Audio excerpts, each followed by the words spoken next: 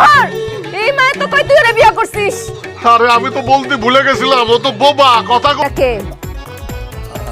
আমাকে এক ঋণ গ্রহীতা লোনের টাকা দেয় না, তাই তার নতুন বউরে ধরে নিয়েছি। শর্ত হচ্ছে টাকা দেবে, বউ নিয়ে যাবে। খবরদার মিথ্যা কথা বলবি না। তুই আমারে রেখে নতুন বউ বিয়ে করে নিয়ে আসছিস তাই না? বিশ্বাস করো বউ, ওরে আমি বিয়ে করিনি। তুমি যদি আমার বিশ্বাস না করো, ওরে জিজ্ঞেস করে দেখতে পারো। এই আপনি বলেন তো। এই সাবধান, তোর ওই মুখে তুই আমার আর বউ বলে ডাকবি না। আই মে, সত্যি করে কত আমার জামাই তোমারে বিয়ে করছে? আল্লাহ, আমার সব কিছু শেষ হয়ে গেল। আমার সাজানো সংসারটা তুই নষ্ট করে দিলি। বাহার এই মায়ে তো কই তুই ওরে বিয়ে করছিস?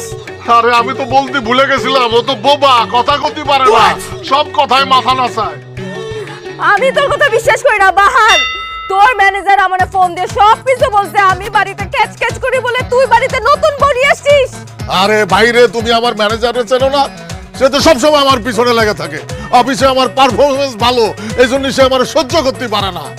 প্রতি লোনে ঘুষ দেয় না বলে সে আমার নামে যখন তখন সুযোগ পালেই মানুষের কাছে বদনাম করে।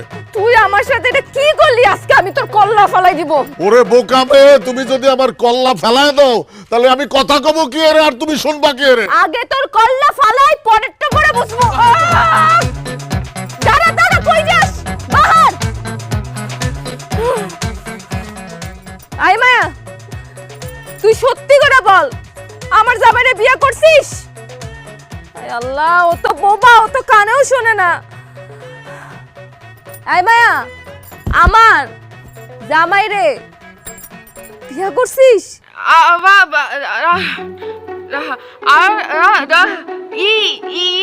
বিয়ে করো নাই? টাকা কিস্তি? তুমি তোমার স্বামীর বাড়ি চিনতে পারবা? স্বামী আছে? ঠিক আছে, তাইলে এখন তোমার সাথে তোমার স্বামীর বাড়ি যাব। তাইলে